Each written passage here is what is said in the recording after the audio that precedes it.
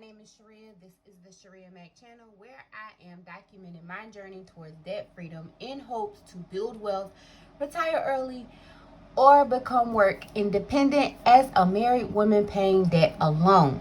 If you are new here, thank you so very much for clicking on this video. And if you are a returning viewer or subscriber, thank you so very much for coming back.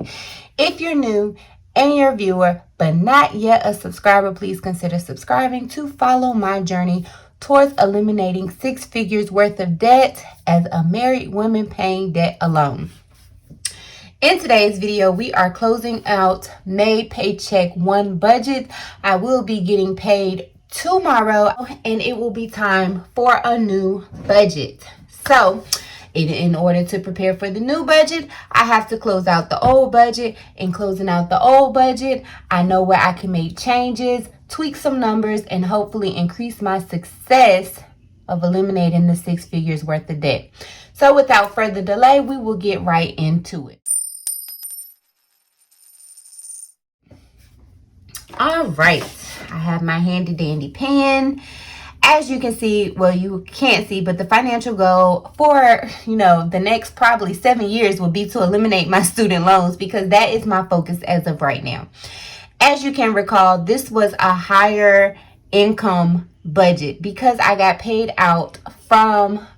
my vacation paid out. In case you are new here, I recently quit my job in Child Protective Services. But anyway, if you have not checked out that video, please make sure you check that out.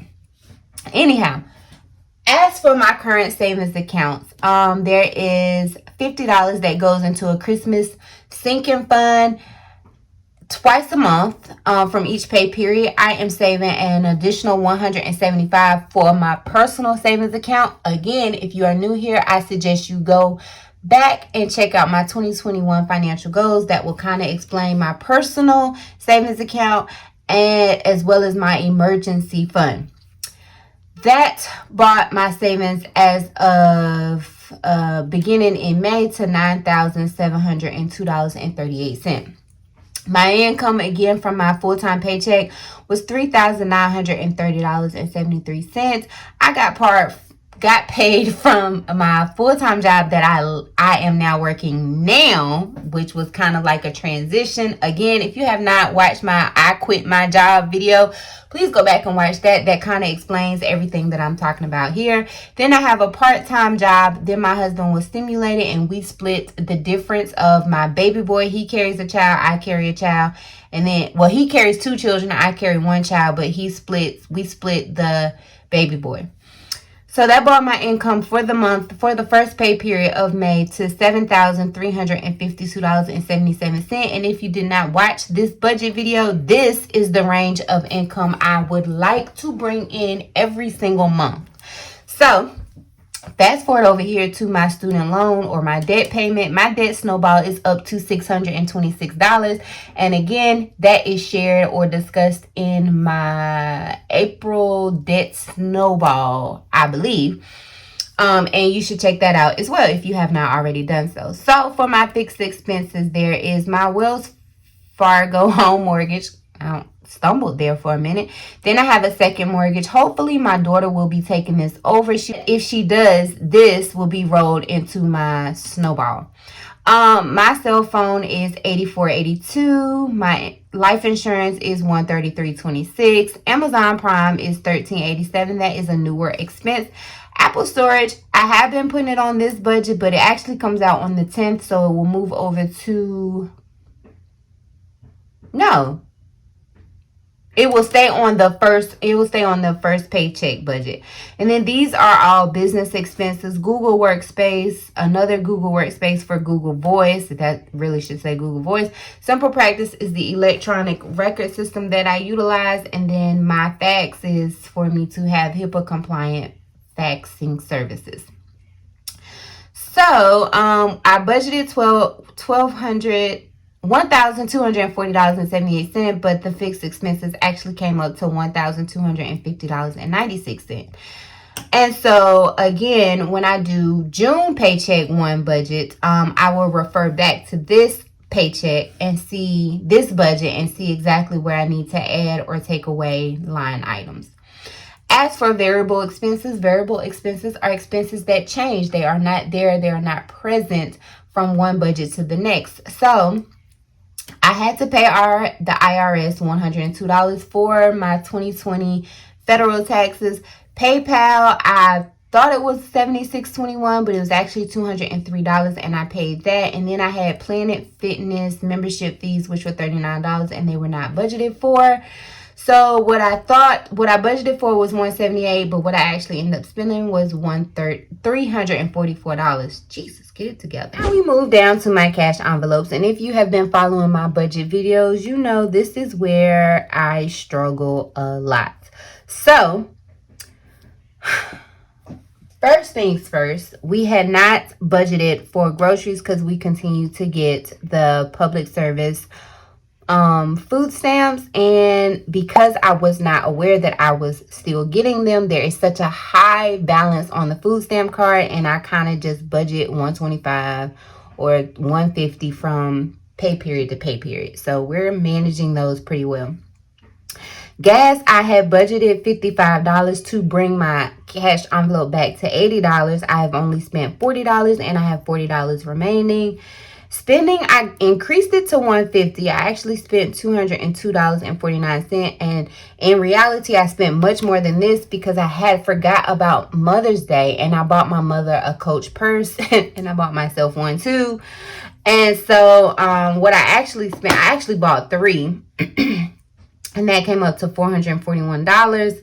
But I am returning one because I let her choose between the two. Returning that one, but that I have not returned it yet. So that in addition to the $202, it actually comes out to $643. I'm going to fix that.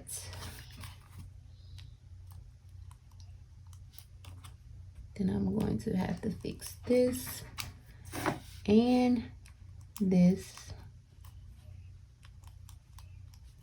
And this. So $643 will go there. I don't have the change because you know I'm horrible with that. So then offering I paid, or tithing, I paid the $393. Commissions,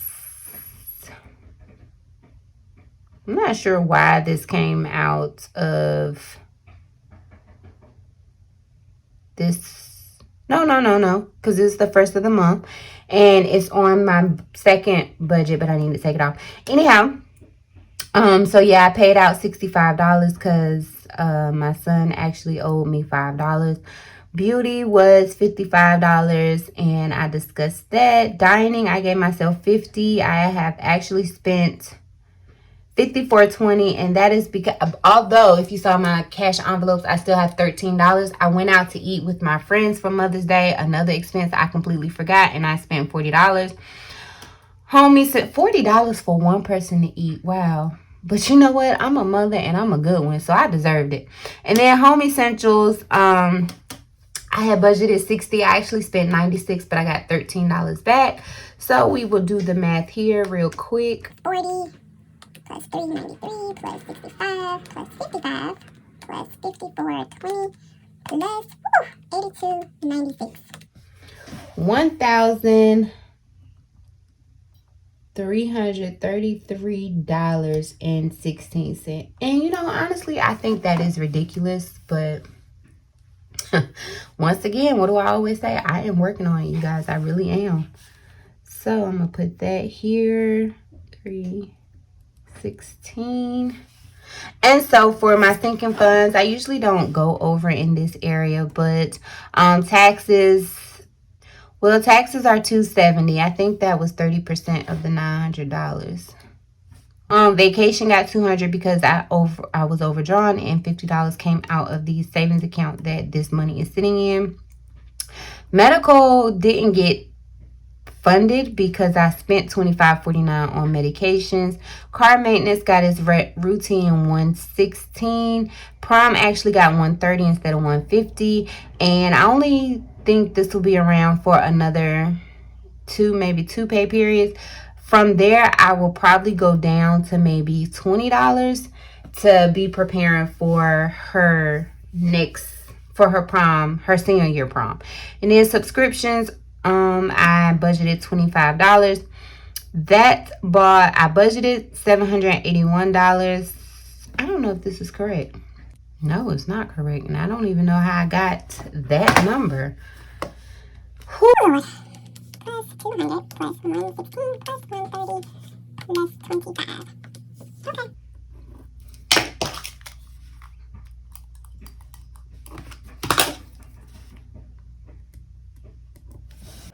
Alright, so we will do the math real quick.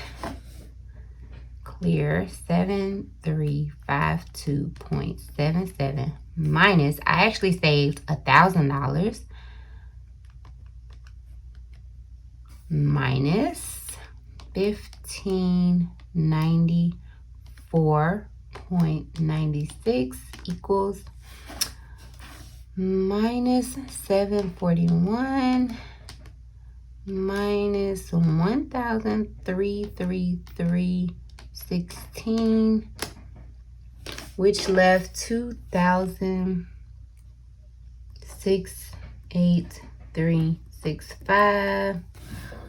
And I did pay the $1,400, so 1,400, and that left $1,283.65. I do actually have about $1,400. And for the sake of length on this video, I'm not gonna sit here and try to figure out where that came from.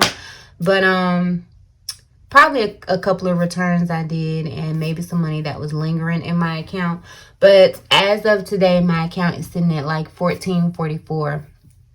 And I do plan on moving that additional $1,000 into my savings account, because there will be a pay period where I am kind of short and I want to have that money readily available. If I can manage to maneuver my bills and not get behind while I'm transitioning from the current full-time job to the full-time job that I am moving into, then I will leave that in there and just count that towards my financial goal, one of my financial goals.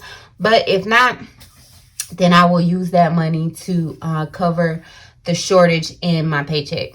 Anyhow, that is it for my budget closeouts. I can't really think of any improvements. I do feel like one improvement, and I mentioned it in my cash envelopes or my sinking funds video, is that I need to be more diligent in stuffing my sinking funds and my cash envelopes as soon as possible, because I feel like until I stuff them, again, I continue to swipe my card. And how sometimes, obviously for me, it's more difficult for me to stay in budget when I know that I can just keep swiping my card.